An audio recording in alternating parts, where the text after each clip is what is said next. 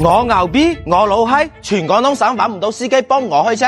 呢位兄弟，我哋係以事論事，換位思考問題。如果你作為消費者，你可唔可以接受嗰啲服務？我哋團隊咧一向獎罰分明，責任到個人。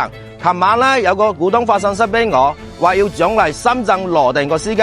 由於我喺珠三角出差，我已經交代羅定個負責人更正嗰件事。頭400蚊獎勵俾1283嘅司機。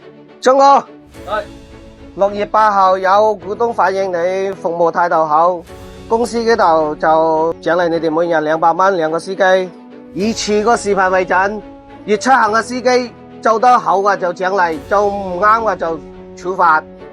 啊，攞住。好，多謝老闆，多謝。阿成講過，只要有股東表揚工作人員服務態度好，就進行現金獎勵。另外，為咗推動公司進步，我要設立一個投訴舉報機制，只要有股東投訴，一經核實，就對股東進行獎勵。大家話獎勵咩俾股東好呢？歡迎評論區留低你個意見。